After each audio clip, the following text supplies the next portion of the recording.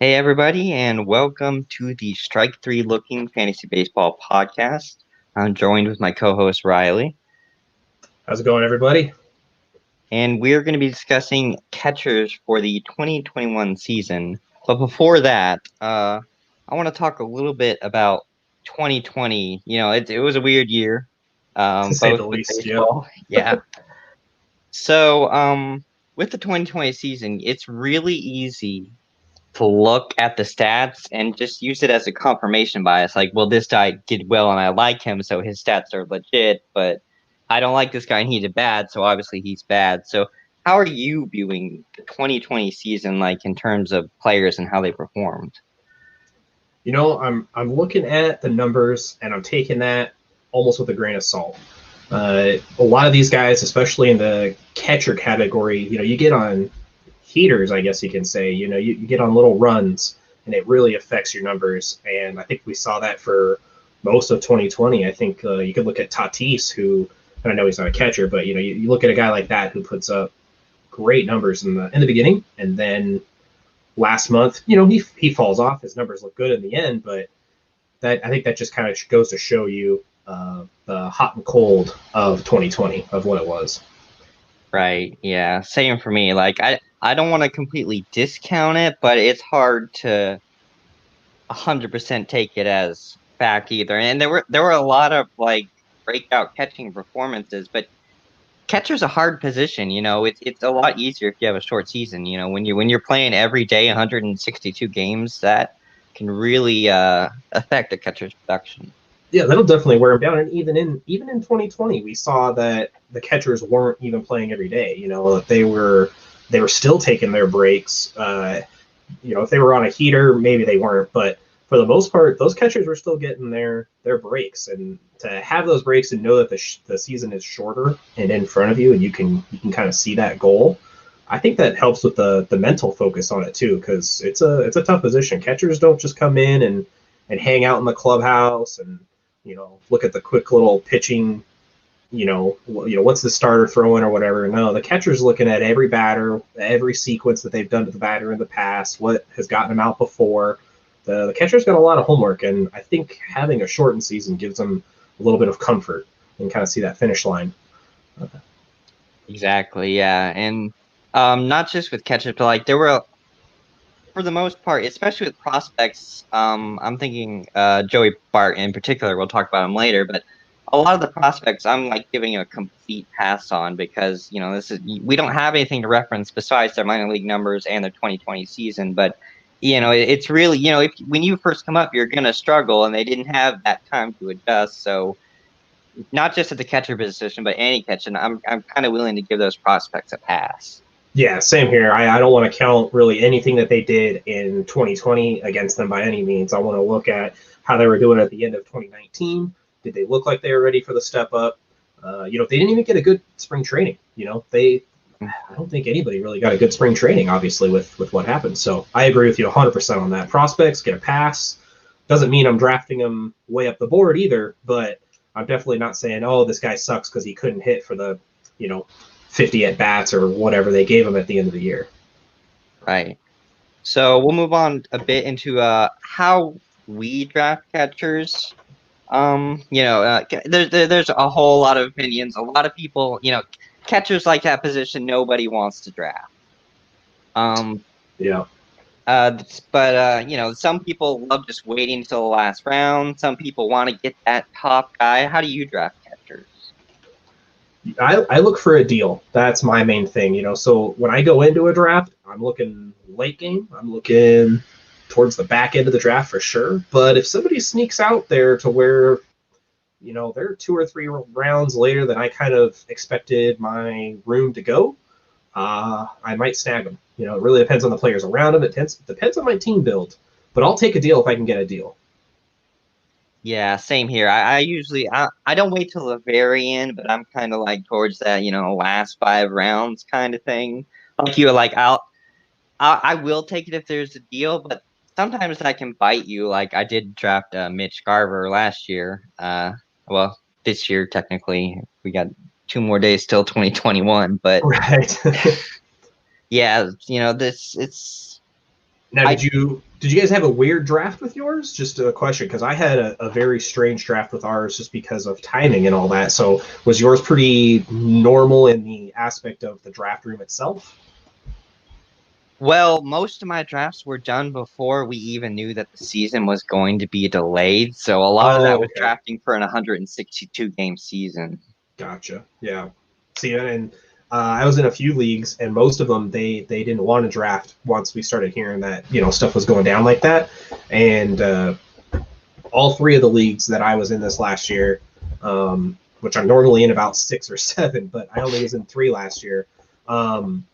We all drafted like a week or two before the season started or something like that, and it was a very messy, weird draft. We didn't always have full draft rooms. It was odd. It was an odd year for my 3 that I was in. Yeah, in most leagues I'm in, we do slow drafts, so it's not like something we can put off till the week till the season because slow drafts can take up to like even a month. So we had to do a way out before we even knew about all that.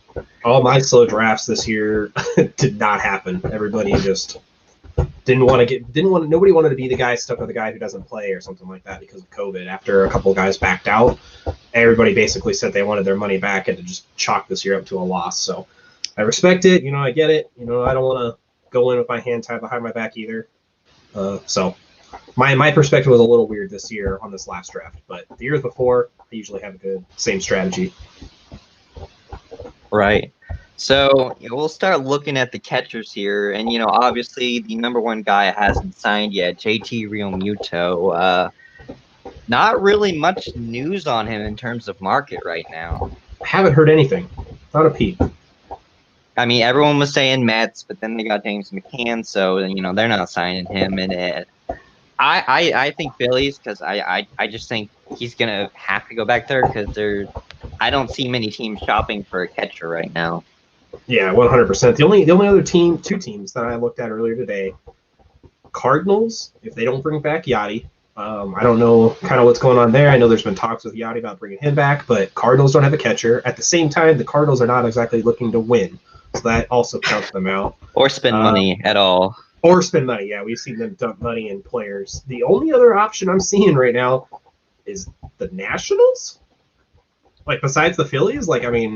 Yeah, I mean, they did got add Gomes? Josh Bell, so, they're probably looking to improve. That could be a landing just spot won a there. championship the year before. They kind of had a rough season last year. I mean, they could use the bat. I haven't heard any news on them on the catcher side of things. I don't know if they're looking at Kurt Suzuki coming back or Wasn't Jan Gomes the other guy? That's the only other guy they have, right? I think Jan Gomes is signed, but I don't remember what Kurt Suzuki's doing. But besides that, I don't have any other names connected to them. I also haven't heard any news, but I'm just saying, if he goes to the Nationals or the Phillies, I'm interested, and I think that's going to be one of the 2 places he goes. Yeah.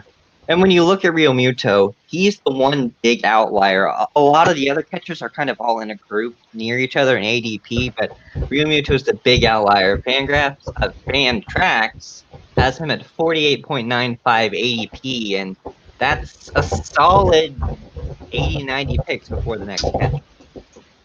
Yeah, he's way out in front. He's up there for a reason. He's proven he could do it. And I think it really just comes down to, and this is, my draft strategy, it really comes down to what team I kind of got around him so far and who hasn't been taken if I want to reach for somebody else. But, I'm looking at one of these boards right now and they have Max Muncy just a few picks later or whatever. I mean, I'm definitely not grabbing Max Muncy if I can get Real Muto. So that's just kind of like a perspective of what I'm looking at here. So yeah, that's just like... I think for me, it really depends. Because like I said, I do slow drafts. Yeah. For most of my leagues. And if he hasn't signed by the time, we're starting that, in February or something around there, I might get a little nervous because we've seen how people struggle if, they don't get a proper spring training if they sign late. That would make me a little nervous paying that much for Real Muto when he didn't have a team yet. That's true, actually. I think it's even scarier with a catcher because he's going to be working with pitchers quite a lot. So he's not going to be in the cage for a long time, especially if he's arriving late. So that's a very good point.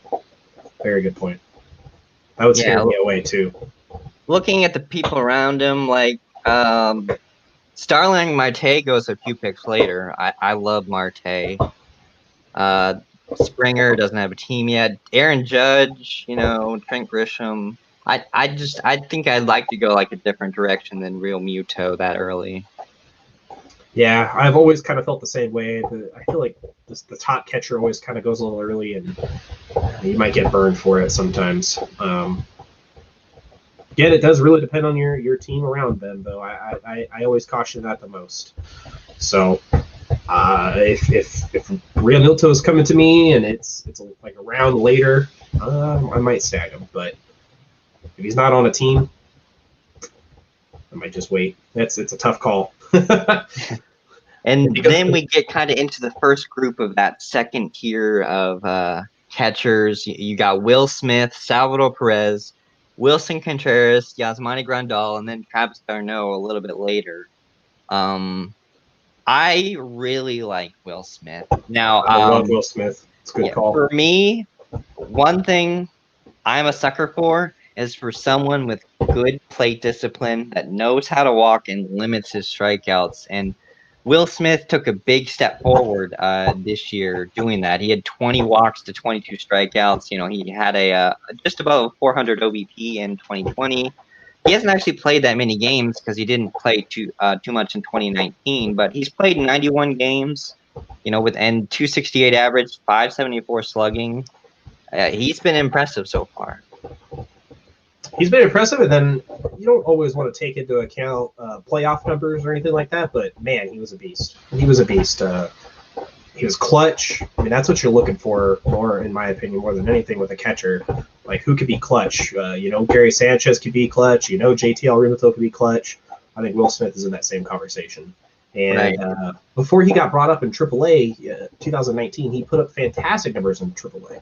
He was dominating down there. So I think we're going to see more of this for a couple of years. He's young. It's another positive.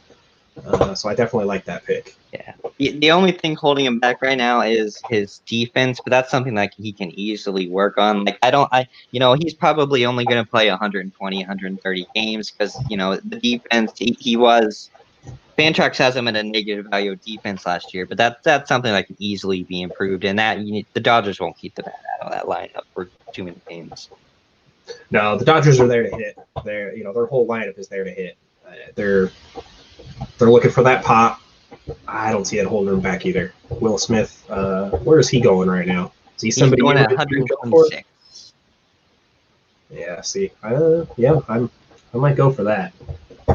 Yeah, and then the guy after him, good old Salvador Perez, 2019 had Tommy John, and he just went off in 2020.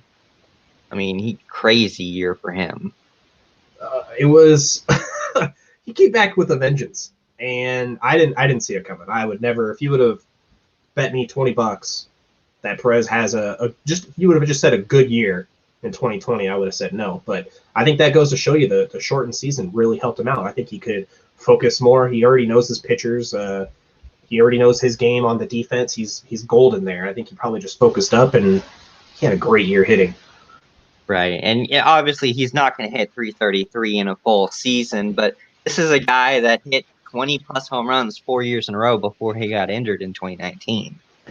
Yeah, he's always been that solid guy that I would take kind of in the middle rounds, a little obviously later than these top guys every year. He's always a little bit past that pack.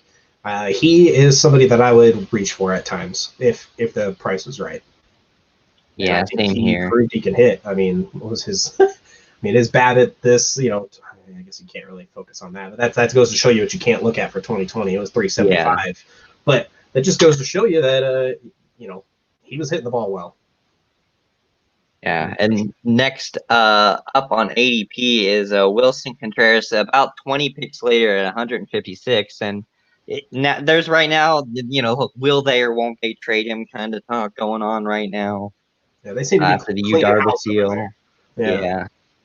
He had not the greatest 2020, but I don't really care about that. He's talented. He's gonna hit.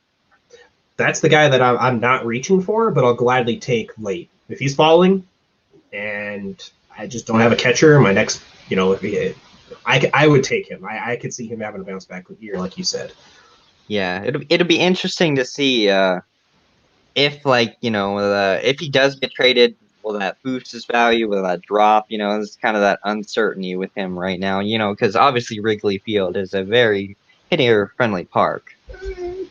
Yeah, I mean that's a place you want to hit, but I don't know what's going on in that clubhouse. I'm not feeling the winning vibes out of the Cubs. Very similar to how. Yeah, you're dropping off a bit there.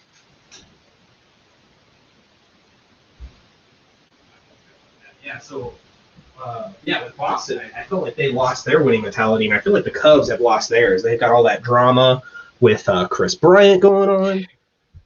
They traded away Yu Darvish.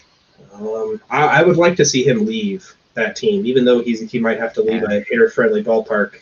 I think my interest in him would go up if he left there.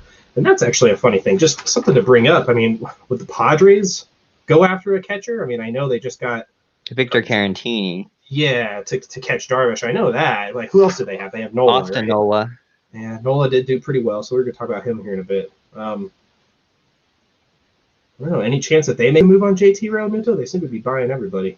I don't know. Just a thought that just hit me right now. Spending. Yeah, I don't know. With what they're doing, it just if he went there, my mind is just. And separated by 0.5 of a pick is Yasmani Grandal. He's right there with Wilson Contreras. That was his first year with the White Sox. Always been a guy that takes his walks. He's never going to hit for average. Kind of know that. Yeah. But I think he'll have an improved season. He's had a year, kind of a year to learn that White Sox pitching staff, and now he can focus a little bit more on the offense, and especially in OBP leagues, like I would take him over Wilson Contreras. Yeah, Wilson Contreras is more of a hitter. Grandal will take his walks. Grandal, he's got that sweet swing to get that ball out, and he's surrounded by a potent offense. So, Cubs, scared about their offense, but White Sox, I am pumped to get pretty much anybody in that offense right now. Yeah. So I like Grandal. He's got that switch hitter too. So and James McCann's out of the picture. You think he's going to catch more now because they don't really have a backup catcher like McCann. Because McCann, Grandal was always going to get the majority of starts, but McCann was good enough to take away a pretty decent amount of starts, and now it's just Grandal there. Yeah. That might hurt Grandal without him getting some time off. I mean, they're probably going to get somebody to give him some time off, but he might get less time off, and maybe that would affect. Yeah, Zach Collins is their backup, I believe. Yeah. Oh yeah, Zach Collins. He's a young guy. I could see him getting a few looks. But I've never had Grandal on the team. He always slips by me. This might be the year that I grab him with that offense that he's with. It's pretty potent all around the lineup. He's going to get some runs. He's going to get some RBIs. He's going to get some home runs here and there. So definitely a guy to look out for. And then a guy that kind of had a breakout, finally a breakout. I mean, this is a guy people have been talking about since he was involved in the R.A. Dickey deal, right? Something like that. I think they got him from that. Yeah, I think you're right. But he went off in Atlanta. I mean, he had some semi-decent 2019. But I mean, he had a 919 OPS this year, 9 home runs. He's not a 321 hitter. That's never going to happen. This isn't a guy I want to draft. Atlanta's offense is good. He's going to get some counting stats, but I want to see more than 2020 to draft him. That's Travis d'Arnaud. Did you say Travis d'Arnaud? I don't know. I might have messed up. Yeah, Travis d'Arnaud. I just don't know if you said it earlier, but I mean, he kind of came out of nowhere, and I think he's probably going to stay at the bottom of my draft board. I'm not reaching for him. He's got to go pretty late on that. I know that's kind of my strategy for catchers, so I'm not really speaking anything amazing here with that. I think his stats versus righty versus lefty was very much heavy on the right-handed. Yeah. Not a big deal, but something to worry about a little bit. And I think he's got I think he still has a lot of work to do. So yeah, I'm not interested in grabbing d'Arnaud anytime soon. And then a very controversial guy is next, and this is starting getting to the third group of catchers, and that's Gary Sanchez, who goes just past pick 200. Which, I mean, with all the homers that are out there, I think you can definitely count on somebody taking him earlier than that. He's got pop. Dude's got crazy pop. I think if he, I don't know. I don't know why he had such a bad year. Injuries are always trouble with him, like a few of the other Bronx Bombers. Stanton, Right. Judge, they just can't seem to stay healthy. Hopefully Sanchez doesn't follow along with that. Hopefully that little weird year is nothing. But yeah, I mean, he still hit the home runs in 2020. He hit 34 in very short 2019. time. Yeah, but yeah. The problem is you can't hit 200 with his defense. The Yankees aren't going to stick with him with that. Yeah, they seem to have ignored it in the past, but I don't know how long they've ignored it. That he emerged in 2020. That there's probably going to be some, if Gary Sanchez doesn't start off hot, he could easily lose playing time. And this is just a guy I wouldn't want as my catcher one, because a slow start and he might be, done. They might switch to Kyle Hishigawa. So there's so much upside there in power, but I don't think I can draft him. That might be a guy. I mean, maybe it would have to be a whole strategy where you try to pick up. You'd have to try to pick up his backup. That would be the only way to do it. And I've never drafted two catchers, so yeah, that might be a little rough. Yeah, I never, unless it's I've been in a couple of 2-catcher leagues, but like if it's a 1-catcher league, I'm barely ever rostering. Yeah, just over a third of the games played versus 2019. So he played in 49 games in 2020, obviously shortened season and all that, but he did hit his 10 home runs. In 106 games in 2019, he hit 34. So he's on pace with his home runs. It was kind of everything else that really failed. Strikeout rate jumped again. I don't know how much you can talk about it in a shortened season, but boy did it jump. And his walk rate climbed a little, stayed about the same. I guess you could say it didn't. With a shortened season, I mean, how do you judge these numbers? It's really tough to say. It's because Gary Sanchez has always been kind of a streaky player. He'll go on those home run binges.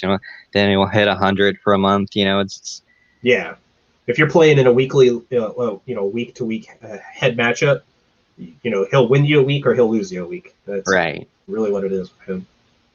And the next guy, this guy was interesting. I actually didn't know Christian Vázquez stole 4 bases last year. I did not know that until you put it down, and I was looking at it. I was like, no. I looked that up, and I was like, okay. Yeah, he did. It just goes to show you that you don't need speed to get stolen bases. But this is actually a guy I rostered pretty early on. He was pretty hot out of the gate, but he kind of dropped off towards the end of 2020. That was the whole Boston lineup there.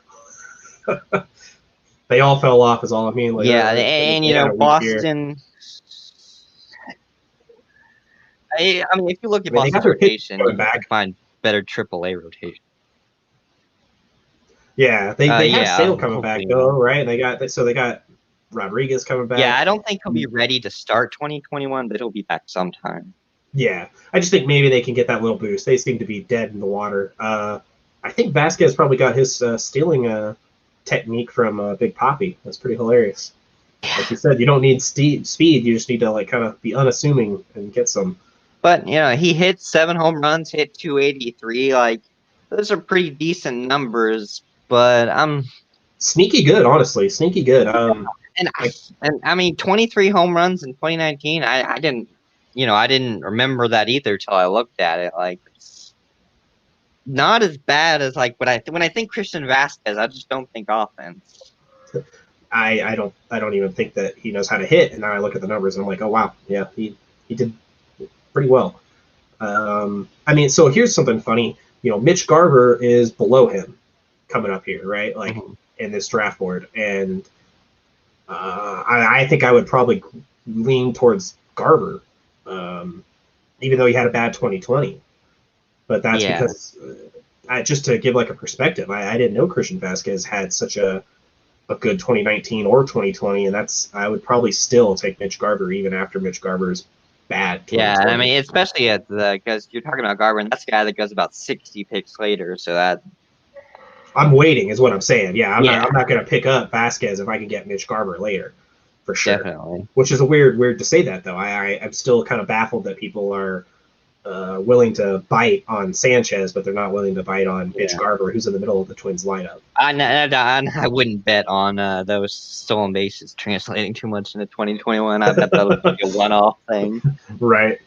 Another good Uh, point.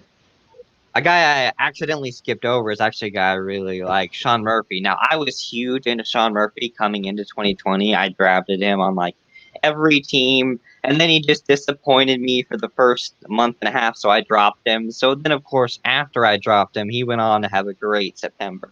Ah, that always hurts. I didn't. The A's did really well. I did not pay attention to Sean Murphy last year at all. I didn't know his numbers until I was looking it up earlier today. If he does something close to that, even close to that, he'd be the number one catcher besides JT Real Muto, right? Like if he is, Yeah, or will. if he does anything close to September, I mean, he just And flies this up. is another guy I'm a sucker for just because he has great. I love guys with great eyes, and Murphy has a pretty good walk, 14.6% percentage walk rate. Oh wait, sorry, that was Will Smith. I pulled up the wrong guy, but yeah, he takes his walks, and I like that. I think he's an all around hitter, right? Like he sends the ball wherever it's pitched to him. Is Yeah, that? I'm trying to sorry. remember. Yeah, he's even higher than Will Smith. He walked a 17.1% walk rate last year. Yeah, just in 2020. Yeah. Yeah, and in 2019, let's see, his AAA. I mean, he's at a nice 10% at AAA. Um, I can't argue with that. I'm actually getting really interested in Sean Murphy now, looking at these Yeah. numbers. His Yeah. strikeout rate is a little high too, though. Oh, definitely. Like he's kind of he's not exactly the 3 outcome guy, but he's pretty close to it. It seems like he's starting to figure out his home run swing though too. I think we could see some even more home runs coming into 2021. I think that's a guy around 215. Like if I'm waiting that long in that group, I'd prefer Sean Murphy out of those guys in that group. I'm looking at who's around him. Let's see. Got Gary Sanchez, Vasquez, and Austin Nola. Yeah, I think you'd be crazy not to take him. He might be the first guy I would try to jump on maybe a little bit early on his draft position. I might reach for him. So going on to that, though, the other last guy we haven't talked about in that group is Austin Nola, and this was a guy that lit up in Seattle, but in very limited time, struggled with the Padres. Not surprised by that. We were talking earlier. Catchers, they have a tough job. He's got to come in and do a lot of homework. I'm not worried about that at all. No. He is going to see probably some tougher pitching coming over, and he's going to have to face the Dodgers. Well, I guess it's just the Dodgers. That's like, and we know he's going to get off every 5th day. Carantini is going to catch Darvish. Yeah. So he'll get his rest. Yeah, I like Sean Murphy better, but if it was a average league over an OBP, I might consider taking Nola over Murphy. I don't know which one I would want more. Well, no, I know. I want Murphy more. But man, he didn't do that bad. He did pretty well all the way up until he switched over. You're right. So it's a tough one for me. I think I would leap for Sean Murphy. I would not leap for Nola. I would definitely wait for Nola to get to me. Yeah. So that's kind of into the third group of catchers right there, and then you start getting around pick 300. James Mccann goes a little bit before that. I know we talked a little bit before. You're not a big fan of McCann? I'm not. I would. It's just lackluster for me. He doesn't seem to be a guy that is kind of clutch, or I know he has some pop to him, but when he comes up to bat, I'm not thinking, oh, he's got a chance to hit a home run right here. Could just be, I mean, it's definitely my bias, obviously, but he hasn't hit too amazing in my opinion, and good for him for getting that deal. But yeah, no, I'm not interested. Yeah, I actually am. I like what he's done. He seemed to figure out his swing the last 2 years with the White Sox. He had a pretty decent 2019, and this was, he didn't have he got 118 games, 18 home runs. He wasn't playing every day, but he still swung well, and he continued that into 2020 in limited time. Obviously, Grandal was the main guy back there. But that's what's impressive to me. He's not playing every day, but he's hitting, and in New York, he's going to start every day, and I think he'll find a little bit more consistency with his bat. So I actually really like his value there. That's interesting. I think it actually him getting more could potentially hurt him. I think he might get burnt out, and I'm not saying that's a guarantee by any means. Just like we were discussing, catcher's a tough job. I think he'll do fine. I just with him not having, I just feel like he doesn't have that pop all the time, and I don't know. Could just be my bias. Maybe I need to take another look at him. His numbers in 2019 are fantastic. He definitely popped in 2019. I'm looking at him now, and I don't remember him having that good of a year. So 2018, that's the numbers I remember. 2017, that's the numbers I remember. 2019, he did have a good year. I'm interested to watch. I don't know if I would draft him personally. If I'm going to wait that long, I might just grab somebody a bit worse and then look for somebody to either start hot in the year and pick up that catcher, or something else. I don't know if I would go for him. Just I'm scared of him getting that workload and falling off a little early. So the guy right around him, the guy that you mentioned, you liked earlier, Mitch Garver, you'd probably take him over Mccann. I would definitely take him over Mccann. I feel like he's a better hitter. I think 2020 was just a weird fluke or something. I don't understand his numbers. I would expect him to have a better year. I like the lineup he's surrounded by. The Mets kind of. The Mets have a new owner. Maybe he'll bring some life to it. But yeah, I definitely like Mitch Garver's numbers. I trust in him a bit more than I do Mccann. I think Mccann got cut from a team. Did the Tigers cut him and then he went to the White Sox that year?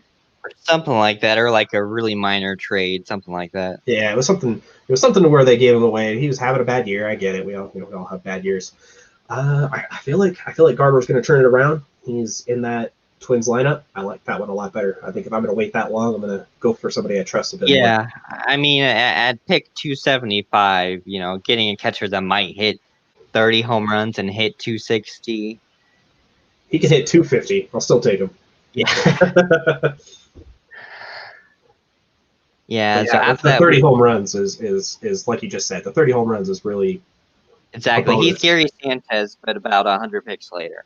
Yeah, basically stealing them. So the last guy before ADP 300 is a guy who made his debut in 2020, and that's Joey Bart. Obviously, really struggled in limited time, but I don't care about his stats this season at all. He's the number one catching prospect for a reason. He is. His defense is solid. So whenever they decide to give him more reins and all that kind of stuff, that's not going to impede anything. His numbers coming up from the minors were fantastic. I think we saw it with a lot of rookie hitters this year that they struggled. Yeah. He only had 111 plate appearances. Strikeout rate was high. He hadn't seen this kind of stuff. He actually jumped from AA to the majors. So that's quite a jump, really. You're not seeing any guys who are on their rehabs coming back or anything like that, which a lot of guys will face in AAA.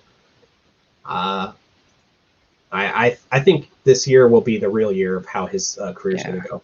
He's a big prospect. Saying that I don't care about his 2020 stats, I probably won't draft him as like my catcher. I wouldn't want to take that risk, and we don't know exactly how Posey's going to be back in 2021. We don't know how that situation is going to plan out. I wouldn't feel comfortable as my catcher one, he's interesting. I think he's very interesting. I think you've got a chance for a star there. I think he could hit for average. I think he's going to give you maybe a little bit of power. But he's in a tough stadium. But if he's got a nice little pull to him, I think he'll do all right. Yeah. And then after that, it's definitely starts to drop off on catchers. I've got a few guys I've written down past 300. That's kind of. I was also big into Jorge Alfaro coming into the season, and he didn't really perform. But if I'm like, oh man, I'm on my last picks, I didn't pick any. All the catchers are gone. I might take Alfaro. Yeah, he had a weird 2020. I did not expect that from him, but he's definitely the guy that if you're not taking a catcher till your last pick, that's the guy to grab. Him or Joey Bart, really. I know we probably don't want to grab Joey Bart, but I think he could start like a lightning rod. I think that's the same thing with Alfaro. I think he can An come interesting thing about Alfaro is that he's actually faster than Real Muto. He's actually really fast. The stolen bases don't reflect that. And just because you're fast doesn't mean you're going to steal. But I find that interesting. His biggest issue he needs to solve is strikeouts. Even when he had a decent-ish season in 2019, he still struck out a lot. That's something you can work on, though. I can see him improving that. I mean, he's entering his age 28 season. He should be coming into his prime. He's interesting. I do think the next guy I have now, this is probably my favorite sleeper as a catcher. And as I said before, I am a sucker for guys who take their walks. And Alejandro Kirk takes his walks. I mean, if you're taking walks, you're getting on base. If you're getting on base, you have the potential to get some runs scored, and that's one of the main categories and points that we need. Right, and it just shows, and especially it just shows that they have the eye. They know what to swing at, and he's going at 350 right now.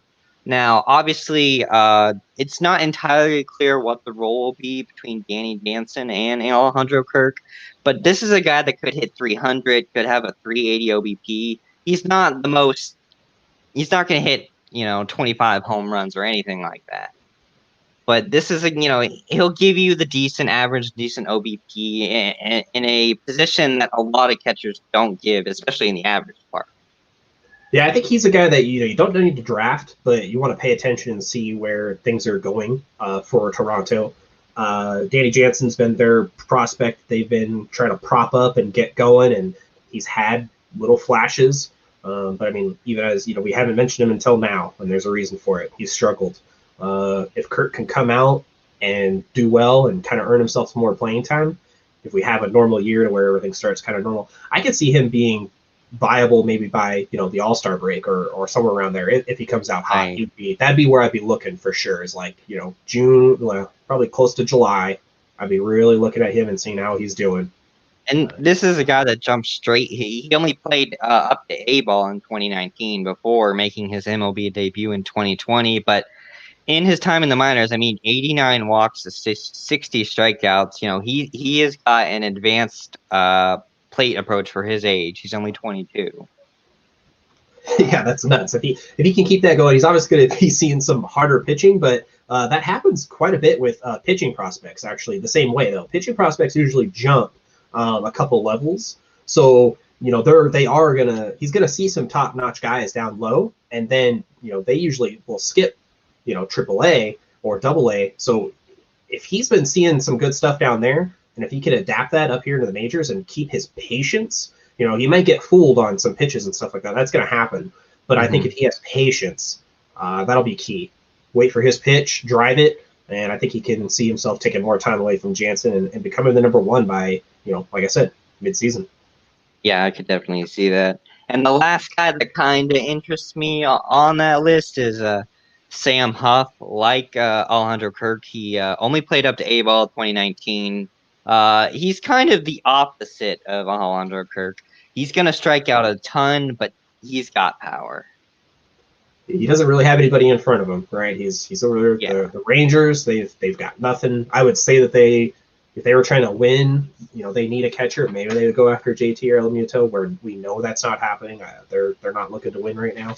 So yeah, Sam Huff, he's a great potential to again come up and make a name for himself and ride that hot hand. Now You this grab it isn't at a the guy. right time, it'll crush. With Huff, I probably wouldn't take him as my start, like especially even in a deep league, I probably wouldn't feel comfortable with him as my number one catcher. But this was like in a 12-team league, this is a guy after the end of the draft, I go into the player pool and I add him to the watch list. This is a guy I watch early on to see if he starts out hot. Yeah, immediately. That's the first thing you do after that draft. Add to watch list, definitely. He has a lot of pop, so why wouldn't you? Why wouldn't you? I mean, 28 home runs in A-ball last year. He strikes out a ton, but and he's not going to hit for average. I'd be surprised if he was anything more than a 260 hitter. But there's a lot of potential there for a guy you're getting in the last round, basically.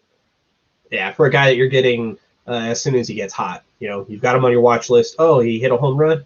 Okay, interesting. Oh, the next day or two he hits another home run. All right, who can I drop to pick him up? Depending on the time of year, that might be what you're doing. If you need to make a splash, you need to make a comeback, and your catcher's just not doing it, time to jump ship. He might be a good play there. And I think Rangers Field, they're saying it's not a hitter park anymore since they moved over to Globe Life, but they don't know for sure. Maybe it's neutral. It might not be negative. Maybe it's more neutral, but still, I think he's a good guy to take a look at. Just like Kirk, you keep him on your watch list. See what happens. Maybe pick him up, and he might win you a championship at the final run. Yeah. All right, so we'll start to wrap up here. So for the finish here, going off the guys on the list, who do you think would be your top 3 targets for the 2021 season? Yeah, top 3 targets for me. I do like to wait, so I'm looking for a deal. With that being said, JT or Muto might become a deal, but because of what we're talking about with the signing and all that, if he's not signed, that's a little nerve-wracking. But most likely, I'm not getting him. First guy I'm looking at, Will Smith. He's the top guy I want if I'm looking for a top guy, if I'm looking to spend. After that, I'm waiting for Mitch Garver or Murphy. Those are the guys I'm looking at this year for 2021. That's where my head's at. Gary Sanchez, if he falls far enough, but probably not. Yeah, the first guy for me is the same as you. Will Smith is the guy I'd look for if I want to draft a catcher early-ish. Sean Murphy would probably be my second guy, and then probably James Mccann. Because I like Mccann there. He'd probably be like my third guy. Yeah, that's still interesting. We'll have to see how McCann does this year, and then we'll see who wins that, because I want nothing to do with him, so we can kind of pay attention to that and see where that goes. We can see who wins that little battle. All right, so that should about wrap things up for our first episode here. We don't have we don't know our exact schedule yet, but we'll definitely be producing more episodes. Thanks to anyone that listened. If you have any questions, I got my Twitter right there at Fantasy81. You can always hit me up there. I'm always active on there. So thanks for co-hosting this with me. It was enjoyable. Yeah, thanks for having me on. I'm excited to talk about more of the players. We'll see how this year turns out. See if we get any more deals done on some of these catchers. I don't have a Twitter handle yet. I'm going to get one of those so we can have discussions with anybody that wants to have discussions, and maybe we can have discussions on there in the future. Appreciate it. Thank you guys for listening, whoever's listening, and we'll talk to you next time.